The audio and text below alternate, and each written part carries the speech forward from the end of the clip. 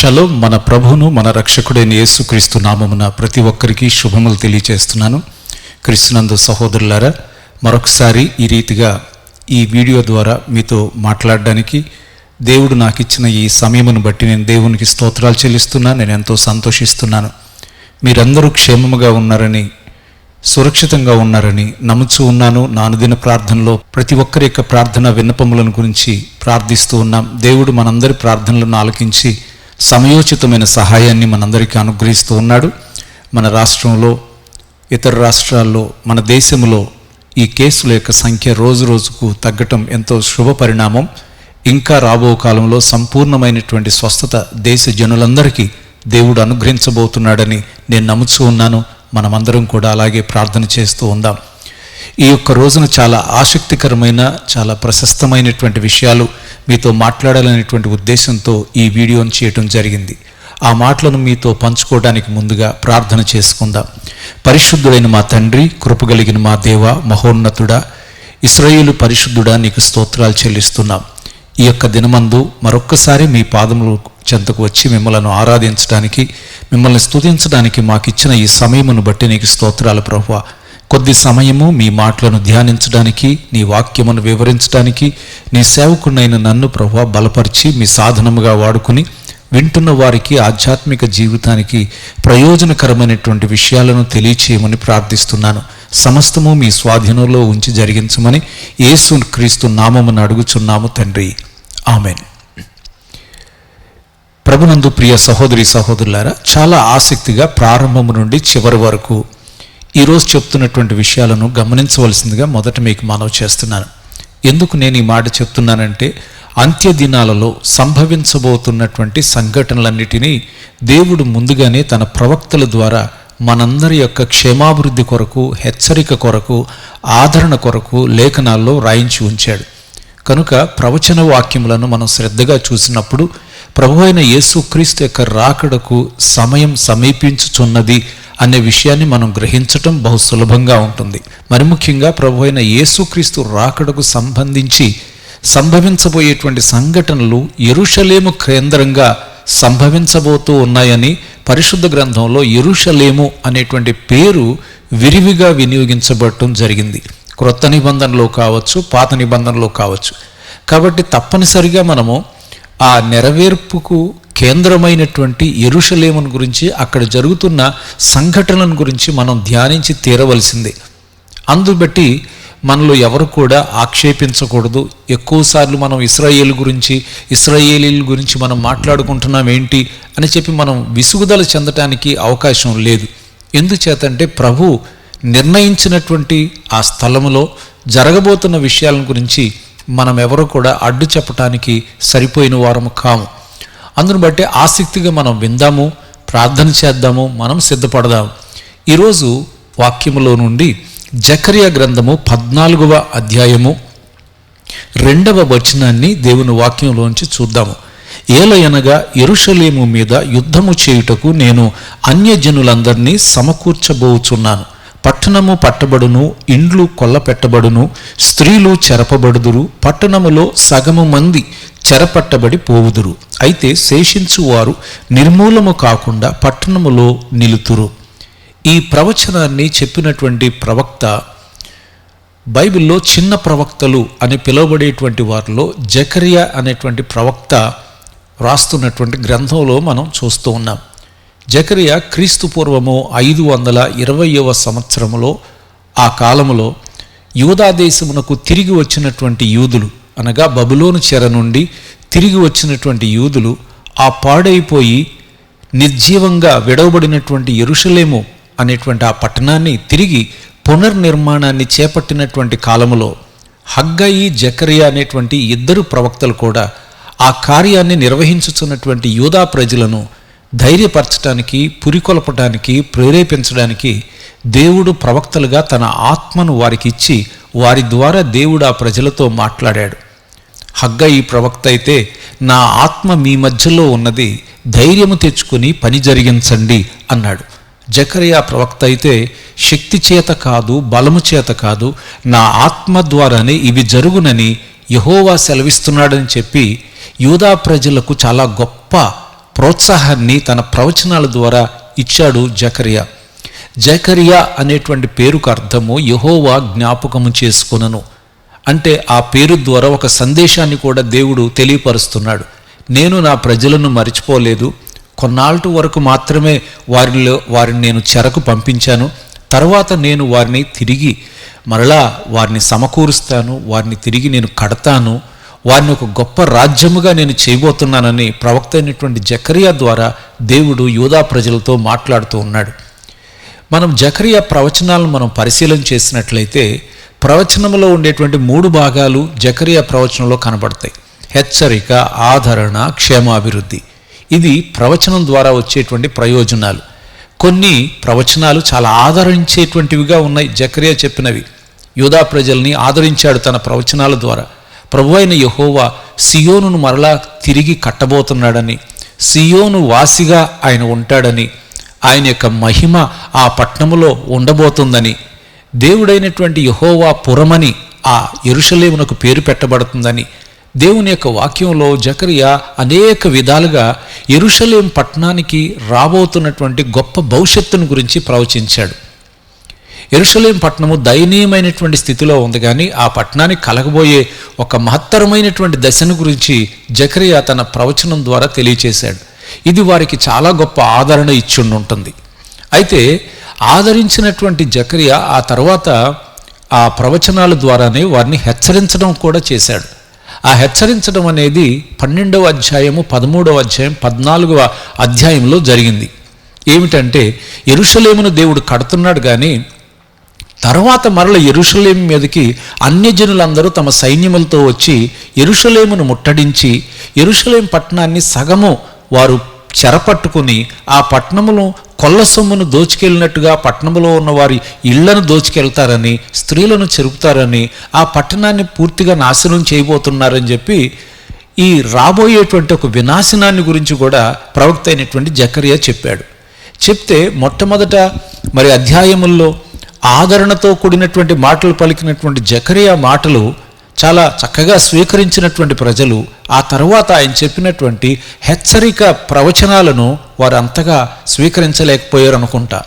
అందుకే కావాలు ప్రభువైన యేసుక్రీస్తు మత్తయి సువార్త 23వ అధ్యాయం 35వ వచనములో ఈ బెరక్యా కుమారుడైనటువంటి జకరియా అని తన తండ్రి పేరును కూడా చాలా స్పష్టంగా చెప్పడం వలన ఈ జకరియానే అని మనకు అర్థమవుతుంది. 2వ దినవృత్తాంతములు 24వ అధ్యాయంలో ఉన్న సంఘటన కాకుండా ఈ జకరియానే దేవాలయమునకును బలిపీఠానికి మధ్యలో కొట్టి చంపారు అని చెప్పి యేసుప్రభు వారు యెరూషలేమును గురించి చెప్పాడు.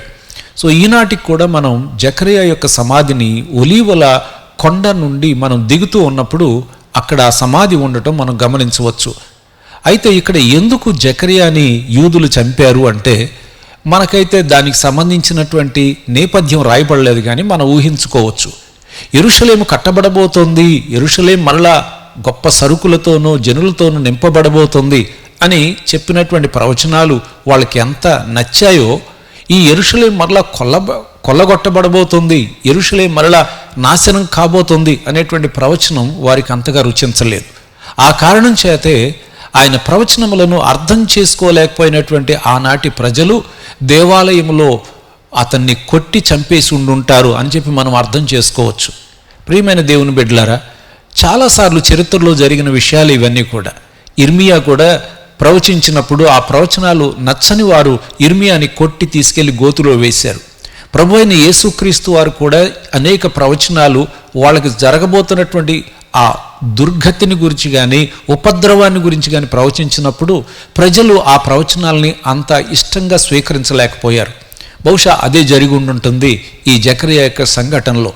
అయితే వారు ఏ విధంగా స్పందించినప్పటికీ ఆయన చెప్పిన ప్రవచనం మాత్రం దేవుని మాట హెచ్చరిక. కావలివాడు దేవుని మాట ప్రకారంగా నడుచుకుంటాడు.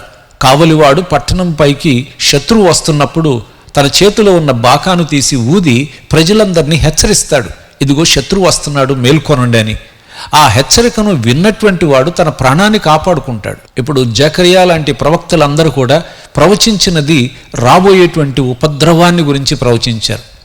అందుచేత సహోదరి సహోదరులారా, ఇప్పుడు మనం ప్రపంచ నలుమూలలా జరుగుతున్నటువంటి సంఘటనలు, కరువులు, భూకంపాలు, తెగుళ్ళు, అలాగే ప్రకృతిలో ఏర్పడుతున్నటువంటి అనేక వింత అయినటువంటి మార్పులన్నీ మనం చూస్తున్నప్పుడు మనము కూడా యేసు ప్రభు చెప్పినటువంటి ఆ ప్రవచనములను జ్ఞాపకం చేసుకుని హెచ్చరించబడిన వారై మనం మెలకువగా ఉండి ప్రార్థన చేసి మనుష్య కుమారుడు ఏ సమయమునకు వచ్చినా ఆ సమయంలో మనం ఆయన్ని ఎదుర్కొనటానికి మనం సిద్ధపడాలి తప్ప ఆ హెచ్చరికలను మనం నెగిటివ్గా తీసుకుని దేవునికి విరోధంగా మనం తిరగబడకూడదు. ఇది మనం ఈ సంఘటన నుంచి నేర్చుకోవాల్సినటువంటి విషయం. అయితే ఇక్కడ మనం జకరియా చెప్పినటువంటి ప్రవచన సారాంశాన్ని కొంచెం మనం పరిశీలన చేయవలసిన అవసరం ఉంది.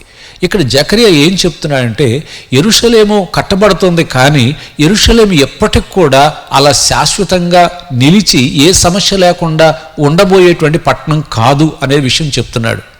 యెరూషలేము అంటే సమాధానపురము. ఆ పేరునలా నామకరణం చేయడం వెనకాల ఆ పట్టణం ఎప్పుడు సమాధానంగా ఉండాలని, ఆ పట్టణ ప్రజలు ఎప్పుడు సమాధానంతో జీవించాలనే ఉద్దేశంతో దేవుడు ఆ పట్టణమునకు యెరూషలేము అనేటువంటి పేరు పెట్టాడు. అయితే ఇక్కడ జకరియా చెప్తున్నటువంటి విషయం చూస్తే ఏమన్నాడంటే, ఏలయనగా యెరూషలేము మీద యుద్ధము చేయుటకు నేను అన్యజనులందరినీ సమకూర్చబోచున్నాను. పట్టణము పట్టబడును, ఇండ్లు కొల్లపెట్టబడును, స్త్రీలు చెరపబడుదురు, పట్టణములో సగం మంది చెరపట్టబడి పోవుదురు. అయితే శేషించిన వారు నిర్మూలము కాకుండా పట్టణములో నిలుతురు. ప్రభు యొక్క రాకడ సమీపించనయ్యున్నటువంటి ఈ దినాల్లో ఈ ప్రవచనం నెరవేరుతూ ఉన్నదనేటువంటి విషయాన్ని మనం గమనించాలి. ప్రవక్త ఎప్పుడో చెప్పాడు, కానీ నెరవేర్పు ఎప్పుడు జరుగుతుంది అంటే ప్రస్తుతం మన కాలంలో జరుగుతుంది. ప్రపంచం యొక్క కన్నులన్నీ కూడా, ప్రపంచ ప్రజలందరి యొక్క దృష్టి అంతా కూడా ఇవాళ యెరూషలేము మీదే ఉంది. యెరూషలేము ఒక వివాదాస్పదమైనటువంటి పట్టణముగా ఇవాళ మనం చూస్తున్నాం. గత మే నెలలో గాజా యుద్ధం వచ్చింది. ఆ యుద్ధం రావటానికి అసలు కారణం ఏంటంటే వివాదం యెరూషలేము నుంచే ప్రారంభమైంది. అది మందిర పర్వతంలోనికి యూదులు ప్రవేశించినందుకు కావచ్చు, లేకపోతే ఆ యెరూషలేములో ఉన్నటువంటి షేక్ జారాలో ఉన్నటువంటి కొంతమందిని ఇళ్ళు ఖాళీ చేయించడానికి యూదులు ఉపయోగించినటువంటి పద్ధతులను బట్టి కావచ్చు, ఈ వివాదం యెరూషలేములోంచే ప్రారంభమైంది. అంటే యెరూషలేము వివాదరహితంగా ఉండదు, రాబోయే కాలములో అది ఎక్కువ వివాదాలతో ఉండేటువంటి పట్టణంగా ఉంది. దేవుని వాక్యములో కూడా చెప్పాడు. జకరియా గ్రంథము 12వ అధ్యాయము 2వ వచనములో అన్నాడు, నేను యెరూషలేము చుట్టూనున్న జనులందరికీ మత్తు పుట్టించు పాత్రగా చేయబోచున్నాను. శత్రువులు యెరూషలేమునకు ముట్టడి వేయగా అది యూదావారి మీదికిని వచ్చును. యెరూషలేం పట్టణము చుట్టూ ఉన్నటువంటి జనులందరికీ మత్తు పుట్టించు పాత్రగా చేయబోతున్నాను అన్నాడు దేవుడు. అంటే యెరూషలేము వివాదాలకు కేంద్రంగా ఉంటుంది. చుట్టూ ఉన్నటువంటి ప్రజలందరూ కూడా యెరూషలేమును గురించి ఎక్కువగా మాట్లాడుకుంటారు, యెరూషలేమును గురించి ఎక్కువగా ఆలోచిస్తూ ఉంటారు. కొంతమంది అనుకూలంగా, కొంతమంది ప్రతికూలంగా.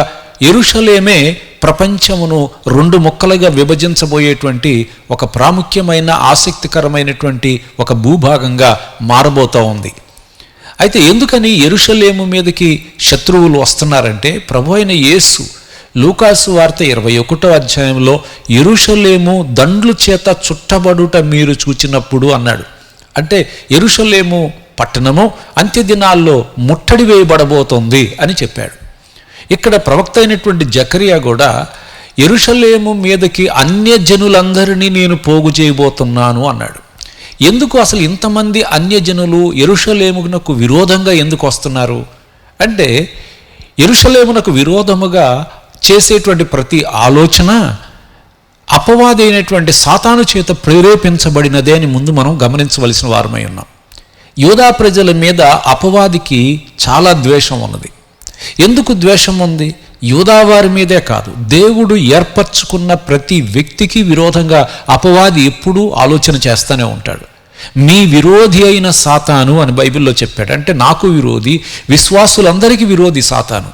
మరి ముఖ్యంగా యెరూషలేమునకు విరోధంగా సాతాను ఎప్పుడు పనిచేస్తాడు? దానికి ఆధారం ఏంటంటే, జకరియా గ్రంథం 3వ అధ్యాయంలో దేవుని సముఖములో ప్రధాన యాజకుడైన యెహోషువ నిలబడితే అపవాది ఫిర్యాదు చేయటానికి అతన్ని కుడిపార్శ్వమున నిలబడి ఉన్నాడు.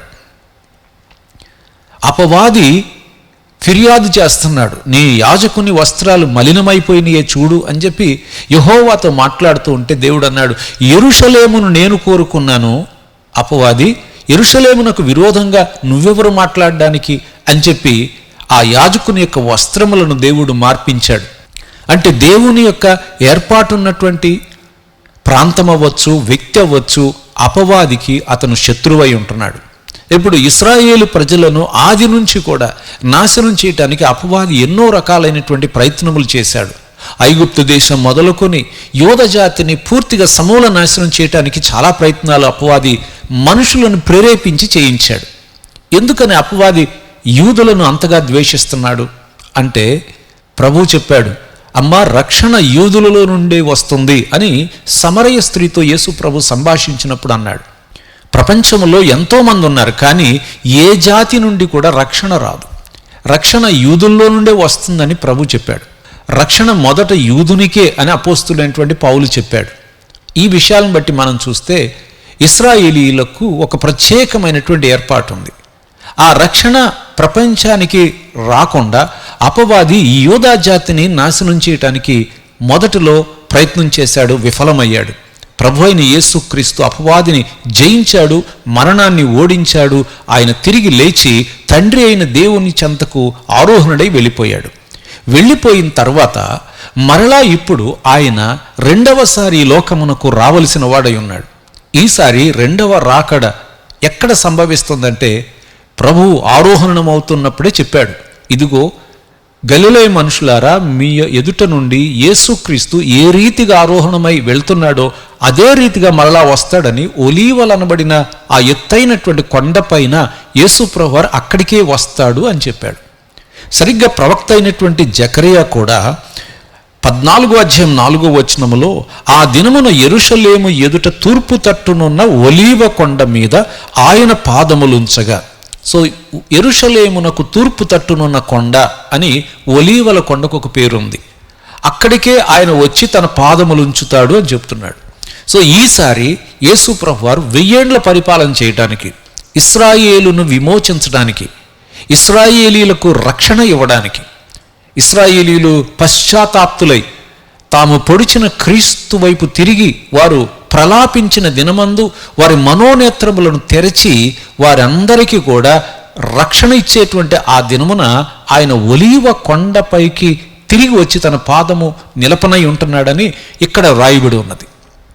అందును బట్టి అపవాదికి యేసుక్రీస్తు తిరిగి రానై ఉన్నటువంటి ఆ పట్టణము ఏదో ఒక రీతిగా దాన్ని పూర్తిగా సమూల ధ్వంసం చేయాలనేది అపవాది యొక్క ఉద్దేశంగా మనము చూస్తున్నాం ప్రియులారా.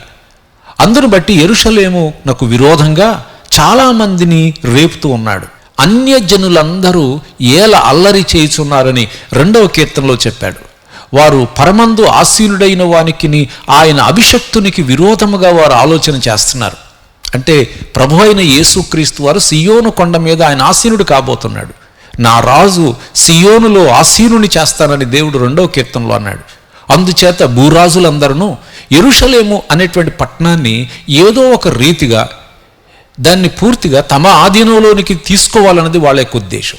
కానీ పట్టణం చెరపట్టబడి పూర్తిగా ధ్వంసమయ్యేటువంటి ఆ సమయమున ఇశ్రాయేలీయుల యొక్క విమోచకుడైన యేసుక్రీస్తు వారు ఆ పట్టణమున ఉన్నటువంటి తూర్పు తట్టునున్న ఆ ఒలీవ కొండపైన పాదములుంచి ప్రవేశించి ఆయన యెరూషలేము కేంద్రంగా తన యొక్క రాజ్యాన్ని స్థాపించబోతున్నాడు. 1000 ఏండ్ల రాజ్యమును స్థాపించి యెహెజ్కేలు ప్రవక్త చెప్పినటువంటి ఆ 1000 ఏండ్ల దేవాలయం నిర్మించబడడం, అక్కడ క్రీస్తు సింహాసనాసీనుడై ఉండి అందరినీ పరిపాలించగా ఆ పట్టణమునకు యెహోవా షమ్మా అంటే యెహోవా ఉండు స్థలమని యెరూషలేమునకు పేరు పెట్టబడబోతోంది. అయితే ఇక్కడ ఈ చెప్పిన ఈ ప్రవచనాన్ని మనం ఒక పరిశీలనగా చూసినప్పుడు 14వ అధ్యాయంలో చెప్పిన మాట ఏమిటంటే, ఎలయనగా యెరూషలేము మీద యుద్ధము చేయుటకు నేను అన్యజనులందరినీ సమకూర్చబోతున్నాను. పట్టణము పట్టబడును, ఇండ్లు కొల్లపెట్టబడును, స్త్రీలు చెరపబడుదురు, పట్టణములో సగము మంది చెరపట్టబడి పోవుదురు. అంటే హాఫ్ సిటీ చాలా వరకు డిస్ట్రాయ్ చేయబడుతుంది అన్నట్టుగా చెప్పాడు. పట్టణములో సగము మంది చెరపట్టబడతారు, ఇల్లు కొల్లగొట్టబడతాయి, స్త్రీలు చెరపబడతారు. ఆ పట్టణం మొత్తం దోపుడు సొమ్ముగా దోచబడుతుంది అని చెప్పారు. అంటే యెరూషలేం పట్టణంలో వివాదములు చెలరేగుతాయి అని చెప్పారు. ఈ యొక్క వాక్యాన్ని మనం ఈ రోజుల్లో నెరవేరటం మనం కనులారా చూడగలుగుతున్నాం. అమెరికన్ ప్రెసిడెంట్ డొనాల్డ్ ట్రంప్ ఉన్నప్పుడు అమెరికన్ ప్రెసిడెంట్ అంతకుముందు ఇజ్రాయెల్ రాజధానిగా గుర్తించబడిన టెల్ అవీవ్ నుండి వాళ్ళ దేశం యొక్క ఎంబసీని, కార్యాలయాన్ని జెరూసలేమునకు మార్చి యెరూషలేమే ఇశ్రాయేలుకి ఇక నుండి అన్డివైడెడ్ క్యాపిటల్గా నేను గుర్తిస్తున్నాను. అంటే అన్డివైడెడ్ అంటే ఈస్ట్ అండ్ వెస్ట్ జెరూసలేం రెండు వేరువేరుగా పిలుస్తారు. ఎందుకంటే ఈస్ట్ జెరూసలేం 1967 సంవత్సరం వరకు కూడా జోర్డాన్ ఆధీనంలో ఉండేది. 48లో ఇశ్రాయేలుకు స్వాతంత్రం వచ్చినప్పటికీ 67 వరకు జోర్డాన్ ఆధీనంలోనే అది. మొదటి యుద్ధంలో యూదులు కోల్పోయారు జోర్డాన్ చేతిలో, కనుక వారి ఆధీనంలో ఉండేది. ఆ తర్వాత 67 వార్ వచ్చిన తర్వాత 6 రోజుల యుద్ధంలో తిరిగి ఆ ఈస్ట్ జెరూసలేమును కూడా వాళ్ళు స్వాధీనం చేసుకున్నారు. అప్పటి నుంచి అది ఈస్ట్ వెస్ట్గా పిలువబడుతూ ఉండేది. అక్కడ నివసిస్తున్నటువంటి అరబ్స్ కూడా ఏమి కోరుకుంటారంటే, మా యొక్క స్వతంత్ర పాలస్తీనా దేశం ఏర్పాటు చేయబడినప్పుడు 2 స్టేట్స్గా దాన్ని విడగొట్టినప్పుడు పాలస్తీనాకి రాజధానిగా ఈస్ట్ జెరూసలేం అంటే తూర్పున ఉన్నటువంటి యెరూషలేం, ఒలీవల కొండ కావచ్చు, మౌంట్ స్కోపస్ కావచ్చు, లేకపోతే షేక్ జారా అని ఇటీవల ఒక వివాదం చెలరేగిన ప్రదేశం ఉంది. ఆ ప్రాంతాలన్నీ కూడా మాకు రాజధానిగా ఉండాలి అనేది వాళ్ళ యొక్క ఉద్దేశం. అంటే ఇప్పటికే యెరూషలేములో దాదాపు సగం ప్రాంతము వాళ్ళ యొక్క వశం చేసుకోవాలని ఎప్పుడు కూడా వివాదములతో అది ఎప్పుడు కూడా ఉంటూనే ఉంటుంది. తరచూ యెరూషలేమును సందర్శించేవారు.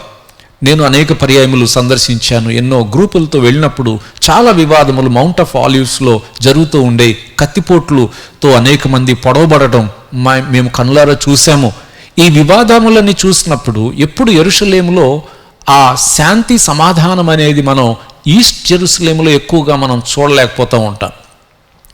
డొనాల్డ్ ట్రంప్ అయితే చెప్పారు, కానీ అతని ప్రభుత్వం దిగిపోయిన కొద్ది రోజుల్లోనే జరిగినటువంటి పరిణామం ఏంటంటే, డమస్కస్ గేట్కి, మౌంట్ స్కోపస్కి సమీపంలో ఉన్నటువంటి షేక్ జారా అనేటువంటి ఒక కాలనీ ఉంది.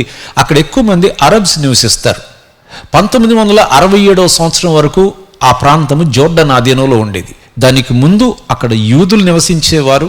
యూదులకు ఓటమన్ సామ్రాజ్యం అంటే 400 సంవత్సరాల ముందు పరిపాలించినటువంటి టర్కిష్ ఎంపైర్ కాలము నుండి ఆ ప్రాంతంలో ఉన్నటువంటి ఆస్తులకు సంబంధించినటువంటి లీగల్ డాక్యుమెంట్స్ అన్నీ కూడా యూదుల పేరట ఉన్నాయి. యూదులు కొనుక్కున్నారు, వాళ్లే దానికి యజమానులు. ఆ ప్రాంతం వాళ్ళ ఆధీనంలో ఉన్నది. తర్వాత జోర్డాన్ ఆధీనంలోనికి వెళ్ళినప్పుడు అక్కడ కొంతమంది అరబ్స్ వెళ్ళి నివాసం చేస్తున్నప్పుడు జోర్డాన్ దేశం వాళ్ళకి ఎటువంటి లీగల్ డాక్యుమెంట్స్ ఇవ్వలేదు. 67 తర్వాత అది ఇజ్రాయిలీల ఆధీనంలోకి వచ్చిన తర్వాత లీగల్ డాక్యుమెంట్స్ అన్నీ యూదుల పేరట ఉన్నాయి. కాబట్టి యూదులు ఏమంటున్నారంటే, మీరు ఎంతకాలమైన ఉండండి, అద్దెలకు అద్దె చెల్లించినంతకాలం మీరే ఉండొచ్చు అని చెప్పి వాళ్ళకి అవకాశం ఇచ్చారు. ఇస్తే కోర్టులలో అంగీకరించడం జరిగింది. కానీ అద్దె చెల్లించకుండా మేము ఉంటాము, ఈ ప్రాంతం అసలు మాదే, ఇది మమ్మల్ని ఆక్రమించి ఇక్కడి నుండి మమ్మల్ని అందరినీ ఏరేయటానికి, ఈ పట్టణం నుంచి మమ్మల్ని వెలేయటానికి ప్రయత్నం చేస్తున్నారని చెప్పి ఒక వివాదం రేపి దాన్ని కోర్టులోనికి తీసుకెళ్లారు. ఆ కోర్టులోనికి వెళ్ళినప్పుడు ఇజ్రాయెల్ సుప్రీంకోర్టులో ఈ కేసు ఉంది. ఈ కేసు అక్కడ నడుస్తూ ఉండగా ప్రపంచం అందరికి ఏం తెలియజేశారంటే, అన్యాయంగా మమ్మల్ని, మేము ఉంటున్న ఇళ్లన్నిటిలోంచి మమ్మల్ని ఖాళీ చేసి మా దేశంలోనే మమ్మల్ని నివసించకుండా మమ్మల్ని అనగదొరుకుతున్నారు అని చెప్పి వార్తలు ప్రపంచానికి తెలియచేశారు. ఈ తరుణంలో ఈ వివాదంలోనికి హమాస్ ప్రవేశించి ఏం చేసిందంటే, ఆ షేక్ జారాలో ఉన్నటువంటి అరబ్స్కి మద్దతుగా వాళ్ళు అక్కడి నుంచి మిసైల్స్ వేసి యుద్ధాన్ని రేపారు. ఆ తర్వాత జరిగిన విషయాలు మనందరికీ తెలుసు. సో ఈ యుద్ధం ఈ విధంగా ప్రారంభించబడటానికి కారణం ఏంటి అని చూస్తే, అక్కడ ఉన్నటువంటి ఈస్ట్ వెస్ట్ జెరూసలేం అనేటువంటి 2 పార్ట్స్ను గురించి ఇప్పుడు ఉన్నటువంటి వివాదం. సో ఇప్పుడు మనకి ప్రవచనం క్లియర్ కట్గా ఇది నెరవేర్పు దశలో, ప్రారంభ దశలో ఉంది. ఇది సో ప్రిలిమినరీ స్టేజ్లో మనం ఉన్నాం. ఈ ప్రవచనం నెరవేర్పు జరగడం మనం చూస్తున్నాం. అంటే ఈ వివాదము ముదిరింది. సరిగ్గా ఇప్పుడు బైడెన్ ప్రభుత్వం ఏం చేసిందంటే, ఈ యుద్ధం జరుగుతున్నప్పుడు ఈ యుద్ధములోనికి పెద్దన్న వలె వచ్చి ఇశ్రాయేల్ ప్రభుత్వానికి చెప్పిన విషయం ఏంటంటే, మీరు హమాస్తో కాల్పులు విరమణ చేసుకోండి, అంతేకాదు మీ దేశ సుప్రీంకోర్టు ఏ విధమైన తీర్పు ఇచ్చినా ఇవ్వకపోయినా సరే ఇక్కడి నుండి మాత్రం వీళ్ళని ఎవరిని కూడా మీరు ఇక్కడి నుంచి ఖాళీ చేయించకూడదు అని చెప్పి అమెరికానే తీర్పిచ్చింది. ఎందుకంటే అమెరికా ఇజ్రాయిల్లో జరుగుతున్నటువంటి పరిణామాల మీద తన యొక్క ఆధీనం ఉండాలని కోరుకుంటుంది. చాలా దేశాలు ఇదే భావనలో ఉంటున్నాయి. 12వ అధ్యాయంలో చెప్పాడు 3వ వచనంలో, ఆ దినమున నేను యెరూషలేమును సమస్తమైన జనులకు బరువైన రాయిగా చేతును, దానిని ఎత్తి మోయువారందరూ మిక్కిలి గాయపరచబడుదురు, భూజనులందరూ దానికి విరోధులై కూడుదురు. చూడండి, వాక్యం స్పష్టంగా చెప్పాడు. భూజనులందరూ యెరూషలేమునకు విరోధంగా కూడుకుంటున్నారు. యాంటీ సెమిటిజం అనేది పెరుగుతోంది. ప్రపంచ నలుమూలల్లో కూడా యూద వ్యతిరేకత ఉంది. వాళ్ళున్నది 1% కంటే తక్కువే. అంటే అంత మిక్కిలి స్వల్ప జనం, అంత స్వల్ప జనాన్ని కూడా భూమి మీద లేకుండా నాశనం చేయాలనేటువంటి ఈ భావజాలం సహేతుకమైందేనా? అసలు ఎవరైనా రేరుగా ఉండేటువంటి జనాంగాన్ని ఉంచాలనుకుంటారు. పైగా నోబెల్ బహుమానాల్లో 25% నోబెల్ బహుమానాలు సాధించినటువంటి మిక్కిలి తెలివైనటువంటి ప్రజలు, ప్రపంచానికి ఎప్పుడు ఏదో ఒక పరిష్కారం సైంటిఫికల్గా కావచ్చు, అగ్రికల్చరల్గా కావచ్చు, ఇరిగేషన్ పరంగా కావచ్చు, స్పేస్ టెక్నాలజీ పరంగా కావచ్చు, కంప్యూటర్ పరంగా కావచ్చు, సైబర్ సెక్యూరిటీ పరంగా కావచ్చు, ఎన్నో సొల్యూషన్స్ని తీసుకొస్తున్నటువంటి ఈ యూనిక్ పీపుల్ని, అంటే వాళ్ళు ఇప్పుడు దేవుని పట్ల విధేయతగా ఉన్నారా లేరా అనేది కాదు, ఆ విషయం దేవుడు తప్పకుండా వారిని తీర్పు తీరుస్తాడు. దేవుడు కొట్టే దెబ్బలు వేరు వాళ్ళని అన్నాడు. నేను దెబ్బలతో నేను దండిస్తాను అన్నాడు. సో దేవుని విషయంలో దేవుడు చూసుకుంటాడు. కానీ మనము ఆ జనాంగమునకు విరోధముగా కూడుకోవలసినటువంటి అవసరం ఏమొచ్చింది? ఒక్కసారి మనం వీరి గురించి మనం ప్రార్థన చెయ్యాలి. సియోను శత్రులకు అవమానం కలగాలని మనం ప్రార్థన చేయాలి. 1890వ సంవత్సరంలో మాకు ఒక సొంత దేశం కావాలని యూరోప్లో ఉన్నటువంటి యూదులందరూ ఆలోచించుకొని జయోనిస్ట్ అనేటువంటి మూమెంట్ని ప్రారంభించి వాళ్ళ ఉద్దేశం ఏంటంటే ఏదో ఒక రకమైన భావజాలం కాదు, మేము బ్రతకటానికి ఒక సొంత దేశం కావాలి. ఏ దేశంలో మేము ఉన్నామో ఆయా దేశాల్లో మమ్మల్ని దేశ బహిష్కరణ గురి చేస్తున్నారు, అసూయతో మమ్మల్ని తిరస్కరిస్తున్నారు. కాబట్టి మాకు ఒక సొంత మాతృదేశం కావాలి. తప్పేమీ లేదు అందులో. కోరుకున్నారు. హిట్లర్ చేతిలో లక్షలాది మంది యూదులు చనిపోయారు. స్పెయిన్లో చాలా అన్యాయం జరిగింది యూదులకు విరోధంగా. పోలాండ్లో ఎన్నో ప్రాణాలు పోయినాయి. ఇంత జరిగాక ఎవరు ఏ జాతి కోరుకోరు స్వతంత్ర దేశం కావాలని? ఆ కళ తప్పు లేదు. వారి యొక్క కళ సాకారమైంది. 1948వ సంవత్సరంలో వాళ్ళు చిన్న భూమిని, ప్రపంచ దేశాల యొక్క విస్తీర్ణంలో అది అసలు ఏ మాత్రము మనం చూస్తే అది పెద్ద దేశం కాదు, పోల్చదగింది కాదు. అంత చిన్న విస్తీర్ణ భూమి వాళ్ళ యొక్క వశమైనప్పటి నుండి ఏర్పడిన తొలి రోజుల నుంచి వాళ్ళని అక్కడి నుంచి చెదరగొట్టాలని, పారద్రోలాలని అనేక మంది కూటమిగా ఏర్పడి యుద్ధాలు చేశారు. ఆ యుద్ధంలో యూదులు కొన్నిసార్లు ఓడిపోయారు, కొన్నిసార్లు వాళ్ళకంటే పెద్ద సైన్యాలని అనూహ్యంగా మట్టి కరిపించేశారు. అప్పుడు కొంత భూభాగమును వాళ్ళు స్వాధీనం చేసుకున్నారు. స్వాధీనం చేసుకుని వాళ్ళు ఇజ్రాయెల్ దేశమును, ఈజిప్ట్లో ఉన్నటువంటి దాన్ని సరిహద్దులను విస్తరింపజేసుకున్నారు. సీనాయిలో ఉన్నటువంటి ఎర్ర సముద్రం పాయ వరకు దాన్ని విస్తరింపజేసుకున్నారు. సీనాయి ఎడారి కూడా వాళ్ళు కైవసం చేసుకుంటే ఆ తర్వాత సోవియట్ రష్యా కూడా ఈజిప్ట్ని రెచ్చగొట్టి అనేకసార్లు ఇజ్రాయిలీల మీదకి ఉసిగొలిపింది. వెళ్ళి ఇజ్రాయిల్ మీద యుద్ధం చేయండి, మీ వెనక మేము ఉన్నామని చెప్పి రష్యా లాంటి దేశం ఈజిప్ట్ని ముందుకు తోస్తే ఎన్నో యుద్ధాలు ఇజ్రాయిలీకి ఈజిప్ట్కి వస్తే ఇజ్రాయేలీలు తమ యొక్క యవ్వన బిడ్డలు, అంటే ఉన్నదేమో కొద్దిమందే, వాళ్ళకి సైన్యంలో తర్ఫీదు లేదు, కానీ మరి వాళ్ళ దేశాన్ని కాపాడుకోవడానికి చిన్న చిన్న పిల్లలు ఆయుధాలు తీసుకుని 18 నుండి 21 సంవత్సరం వరకు వెళ్ళి యుద్ధభూమిలో ఉండి ప్రాణాలు కోల్పోతుంటే తల్లిదండ్రులు విలవెల్లాడిపోతూ ఉన్న సమయాన్ని బట్టి ఇజ్రాయేల్ ప్రధానమంత్రులు ఒకరి తర్వాత ఒకరు ఏం చేశారంటే శాంతి ఒప్పందాల కోసం పరిగెత్తారు.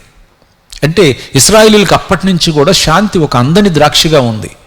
వాళ్ళు కోరుకున్నది ఒకటే, మా దేశంలో మమ్మల్ని శాంతిగా బ్రతకనివ్వండి, మా జోలికి రావద్దు, మమ్మల్ని దయచేసి మరలా ఇన్ని సంవత్సరాలు కష్టాలు అనుభవించి 2000 సంవత్సరాలు దేశం లేక నీడ లేక తిరిగిన మమ్మలను మరలా తిరిగి హింసించమాకండి, దయచేసి మాకు శాంతినివ్వండి అని చెప్పి ఈజిప్టుతో శాంతి ఒప్పందం చేసుకుని సీనాయి ద్వీపకల్పాన్ని వాళ్ళు ఆక్రమించిందే తిరిగి ఇచ్చేశారు. ఎంతకిచ్చారు తిరిగి? ఒక కాగితం మీద రాసి ఇచ్చిన దానికి ఇచ్చారు. ఒక కాగితానికి భూభాగాన్ని ఇచ్చేశారు. శాంతి ఒప్పందం. వాళ్ళ యొక్క ఉద్దేశం ఏంటంటే ఇలా భూమి తిరిగి ఇచ్చేస్తే మరలా మన మీదకి వాళ్ళు రారు. ఇలాగా భూమిని శాంతి కోసం వాళ్ళు బదులిచ్చారు. అక్కడితో అది ఆగిపోలేదు.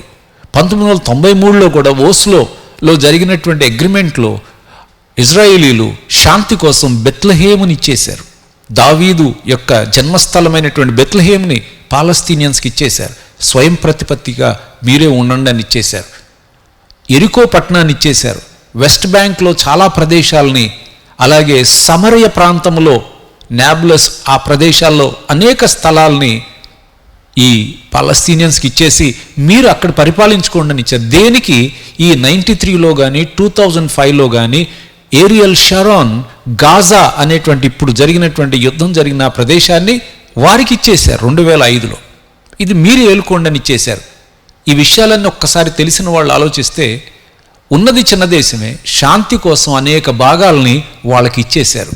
ఇచ్చేసి ఇటీవల కాలంలో ఇంకా మీకు శాంతి కావాలంటే ఇంకొన్ని ప్రదేశాలు కూడా ఇవ్వడానికి మేము సిద్ధం, రండి మనం సమాధానంగా ఒక ఒప్పందం చేసుకుందామంటే దానికి అంగీకరించకుండా అసలు ఇక్కడ ఏ యూదులు ఉండటానికే వీలు లేదు, వీళ్ళందరినీ తరిమేయాలి బయటికి, వీళ్ళని పూర్తిగా సమూల ధ్వంసం చేయాలనేటువంటి ఉద్దేశంతో వాళ్ళందరూ బలంగా నిలబడి ఉన్నారు.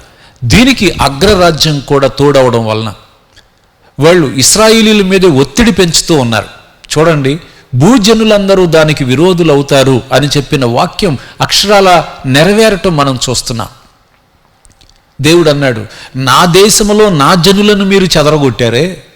యోవేలు గ్రంథం 3వ అధ్యాయంలో 2వ వచనంలో చెప్తున్నాడు, సైన్యములకు అధిపతి అని యెహోవా యెహోషాపాతు లోయలో ఒకరోజు తీర్పు తీర్చబోతున్నాడు. అంటే దేనికి తీర్పు అంటే, ఏ జనులైతే యెరూషలేమునకు విరోధముగా కుట్ర చేసి యెరూషలేమును 2 భాగములుగా విడదీయాలని, దేవుని ప్రజలను ఆ దేశంలోంచి చెదరగొట్టాలని, పట్టణాన్ని పంచుకోవాలని ఆలోచిస్తున్నారో ఆ పంపకం చేసినటువంటి జనులందరినీ ఆయన యెరూషలేమును ముట్టడించడానికి వాళ్ళు దండెత్తొచ్చినప్పుడు సరిగ్గా ఎర్ర సముద్రంలో ఫరో సైన్యములను ఆయన మధ్యలో ఇరికిచ్చినట్లుగా యెహోషాపాతు లోయ అనే ఒక లోయలో ఆయన ఆసీనుడై కూర్చుంటాడంట. రండి, రావడం అయితే వచ్చారు, ఇక్కడి నుంచి వెళ్ళలేరు మీరు. చేప వచ్చి ఎరలో చిక్కుకున్నట్టు యెరూషలేం పైకి మీరు రావడం, నా చేతిలో మీరు చిక్కుకోవడమే అని ఆ దినమున ప్రభు అయిన యేసుక్రీస్తు వారు, దేవుడైనటువంటి ప్రభు అయిన దేవుడు ఆ యెహోషాపాతు లోయలో ఆసీనుడై ఉండి తన జనులైన ఇశ్రాయేలీలను అన్యాయంగా పంచుకున్నందుకు వారి అందరికీ దేవుడు తీర్పు తీర్చబోతున్నాడని యోవేలు గ్రంథం 3వ అధ్యాయంలో చాలా స్పష్టంగా చెప్పడం మనం చూస్తున్నాం.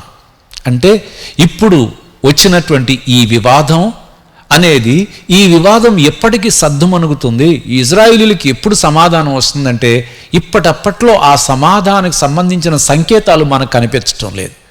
కారణం ఏంటయ్యా అంటే, ఇప్పుడు ఏర్పడినటువంటి అమెరికా ప్రభుత్వం యూదులకు సంబంధించినటువంటి ఆ యొక్క ప్రాధాన్యతను ఆ ప్రాంతంలో తగ్గించాలని ప్రయత్నం చేస్తుంది. అంతేకాదు, ప్రాధాన్యత యూదుల్ని తగ్గిస్తూ ఇశ్రాయేల్ దేశాన్ని పూర్తిగా నాశనం చేయడానికి అణుబాంబుల్ని తయారు చేస్తున్నటువంటి ఇరాన్కి ఇంతకుముందు స్తంభింపజేసినటువంటి నిధులను మరలా తిరిగి ఇరాన్కి ఇస్తూ వారితో అణు ఒప్పందం చేసుకోవటానికి అమెరికా సిద్ధపడుతుంది. అంటే ఒక విధంగా ఇండైరెక్ట్గా ఏం చెప్తుంది, మేము ఇశ్రాయేల్ కంటే మీకే ఎక్కువ ఇంపార్టెన్స్ ఇస్తున్నాం, మీరు ఏది అడిగితే మేము అది చేస్తాం, మాతో మీరు డీల్ చేసుకోండి అని చెప్పి ఒబామా ప్రభుత్వం దగ్గర నుండి ఏర్పడినటువంటి ఈ విధానాన్ని ఈ ప్రభుత్వం కొనసాగిస్తుంది. ఇది ఏమని సంకేతం తెలియజేస్తుందంటే, ఇశ్రాయేల్కి ఇక్కడ ప్రాధాన్యత లేదు, మేము డైరెక్ట్గా ప్రతి దేశంతో మేమే ఇక్కడ వ్యవహరించబోతున్నాం అని అమెరికా చెప్పడం వలన ఇప్పుడు ఇరాన్కి పగ్గములు లేకుండా అయిపోయినాయి. వాళ్ళు చేయాలనుకుంటున్న పని ఇప్పుడు ఇంక నిరాటంకంగా చుట్టున్నటువంటి సకల దేశాల్లో ఉన్నటువంటి ఈ ఆయుధ మోకలన్నిటిని కూడా సమీకరించి వారి చేతిలో ఆయుధాలు డబ్బును పెట్టి ఇశ్రాయేలు దేశాన్ని, యెరూషలేమును మరి ముఖ్యంగా ఏదో ఒక రోజు దానిని తమ యొక్క ఆధీనంలో తెచ్చుకోవాలని లక్షలాది మిసైల్స్ని ఇజ్రాయేల్ చుట్టూ కూడా మోహరించారు. ఒక మాట చెప్తే మీరు ఆశ్చర్యపోతారు. ఇటీవల అమెరికన్ జనరల్ ఒక ఆయన చెప్పిన స్టేట్మెంట్ ఏంటంటే, లెబనాన్లో ఉన్నటువంటి హెజ్బుల్లా అనే తీవ్రవాద సంస్థ చేతిలో ఉన్నటువంటి మిసైళ్ల సంఖ్య మన నాటో దళాల చేతిలో ఉన్నటువంటి మిసైళ్ల సంఖ్య కంటే ఎక్కువ ఉన్నాయి అన్నాడు. అంటే నాటో అంటే అదొక కూటమి, ఒక నార్త్ అట్లాంటిక్ ట్రీటీ ఆర్గనైజేషన్ అని. ఈ నాటో చేతిలో, సైన్యాల చేతిలో ఉన్న మిసైల్స్ కంటే ఒక ఉగ్రవాద సంస్థ చేతిలో అన్ని మిసైల్స్ ఉన్నాయంట. అంటే ఊహించండి, యుద్ధం అంటూ ప్రారంభమైందంటే ఇస్రాయేల్ నలుదిక్కల నుంచి మిసైళ్ళ వాన ఇజ్రాయెల్ దేశం మీదకి కురిపించాలనేది ఇరాన్ యొక్క ప్రయత్నం. అలాగే గనక జరిగితే ఇప్పటికీ ప్రపంచంలో ఉన్నటువంటి ఈ స్వల్ప జనాంగమైనటువంటి ఇశ్రాయేలీల పరిస్థితి ఏమవుతుంది? అదే ఇక్కడ ప్రవక్త చెప్తున్నాడు. ఏమనంటే, యెరూషలేము మీదకి అన్యజనులందరూ పోగవుతారు, అందరూ దానికి విరోధంగా వస్తారు. దాన్ని ఎత్తి, ఒక పెద్ద రాయిని గనక ఫెల్మాన్ ఎత్తి, ఇదిగో నేను ఎత్తాను అనేటువంటి ఒక గొప్పతనం కోసం లేపినట్టుగా ఆ బరువైన రాయిని ఎత్తుతారు. కానీ ఎత్తి దాన్ని మొయ్యలేరు, దాని క్రింద నలిగిపోతారు, ఎత్తిన వారందరికీ గాయాలవుతాయి అన్నాడు. అంటే దేవుని ప్రణాళిక ఇది. యెరూషలేం పక్షంగా ఎవరు నిలబడతారు? ఈ విభజించబడటానికి సిద్ధంగా ఉన్నటువంటి యెరూషలేం పట్టణాన్ని మళ్ళా తిరిగి ఎవరు వచ్చి పరిపాలించబోతున్నారంటే, ఆ దినమున ప్రభు అయిన దేవుడు ఒలీవ కొండపైన తన పాదమును పెట్టి యెహోవా యుద్ధమునకు బయలుదేరు రీతిగా ఆయన యుద్ధానికి వస్తాడట ఆ దినమున. మనం చరిత్రలో బైబిల్లో ఎన్నోసార్లు చదివాం, దేవుడు యుద్ధానికి బయలుదేరితే శత్రువులందరూ కూడా చెల్లాచెదురవుతారు.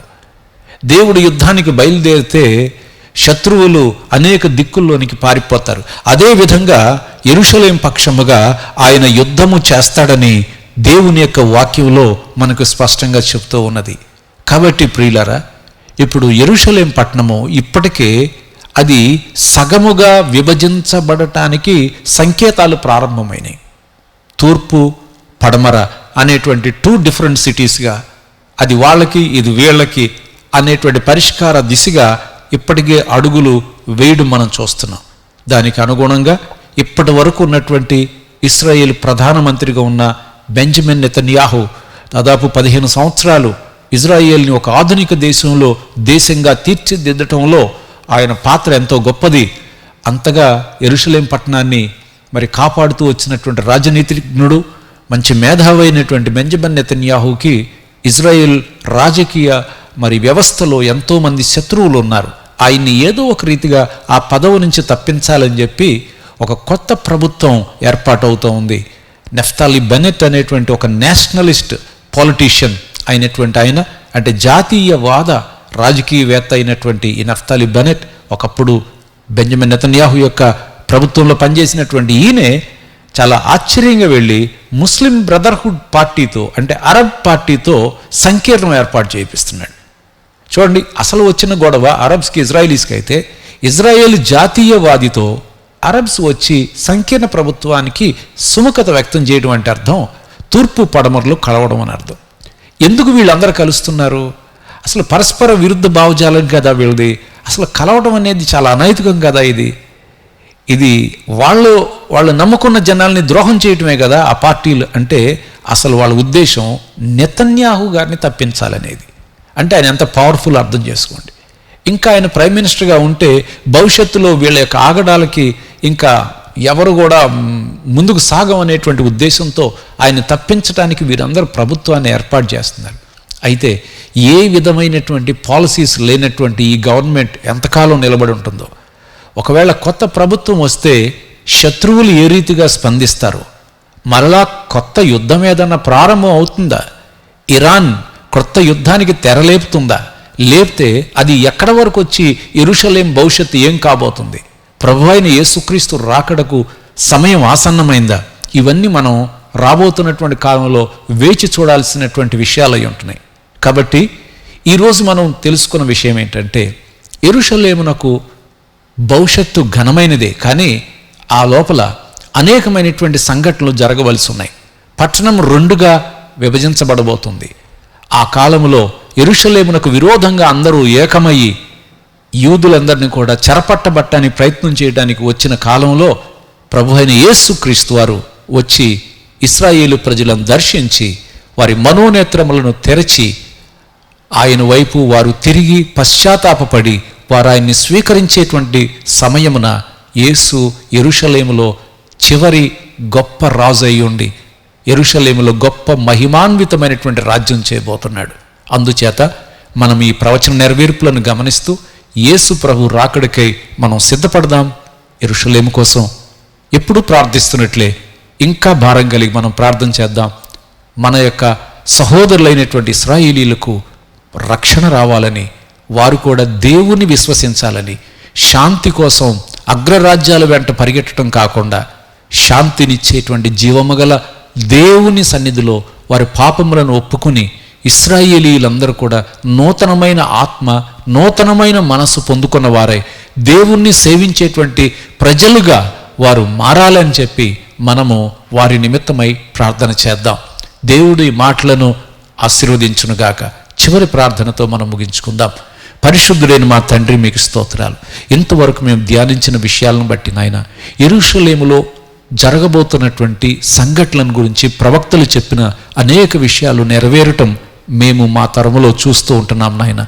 నిజముగా ఇప్పుడు జరుగుతున్న పరిణామములు, రాబోతున్నటువంటి అన్యజనులందరి యొక్క ఆ యొక్క యుద్ధము యెరూషలేము మీదకు వచ్చినప్పుడు ఏ రీతిగా నీవు యెరూషలేమును నైనా విడిపించటానికి నీవు రాబోతున్నావో ఆ విషయాలన్నీ మేము ఇంతవరకు ధ్యానం చేశాం. జరుగుతున్న విషయాలను బట్టి నాయన మేము కూడా ఆ పట్టణము కొరకే ప్రార్థించువారుగాను, అలాగే మా ఆత్మీయ జీవితాలని ఇంకా ఇంకా మెరుగు చేసుకుంటూ మేము పరిశుద్ధమైన జీవితం జీవిస్తూ మీ రాకడ కొరకు మేము నిరీక్షించేటువంటి వారముగాను, ఎదురు చూసే వారంగా మాకు సంసిద్ధతను దయచేయమని, అలాగే ఈ యొక్క మాటలు వింటూ సమస్యలలో, శోధనలో, ఇరుకులలో, ఇబ్బందుల్లో, వ్యాధులతో పోరాటం చేస్తున్నటువంటి ప్రియులుంటే అట్టి వారిని కనికరించినైనా వారి యొక్క సమస్త శోధనలోంచి విడుదల దయచేయమని ప్రార్థిస్తున్నాం. మీ గాయపడిన చేత్తో వారిని ముట్టి స్వస్థపరచమని ప్రార్థిస్తున్నాం. మా దేశంలో ఇప్పుడున్నటువంటి ఈ మహమ్మారిని ప్రభువా పూర్తిగా తొలగించి శాంతి సమాధానములు మా దేశ సరిహద్దుల్లో దయచేయమని ప్రార్థన చేస్తున్నాం. మీకే సకల మహిమ ఘనత చెల్లిస్తూ మరొకసారి ఇలాంటి సమయం మాకు మీ చిత్త ప్రకారము దయచేయమని యేసు నామమున ప్రార్థిస్తున్నాము తండ్రి. ఆమేన్. మన ప్రభు అయిన యేసుక్రీస్తు కృప, మన తండ్రి అయిన దేవుని ప్రేమ, పరిశుద్ధాత్మ దేవుని యొక్క సహవాసము మనందరికీ ఆయన రాకడ వచ్చు పర్యంతము సదాకాలము తోడయుండి నడిపించును గాక. ఆమేన్. షలోమ్. అందరికీ వందనాలు. మరొకసారి కలుసుకుందాం. God bless you.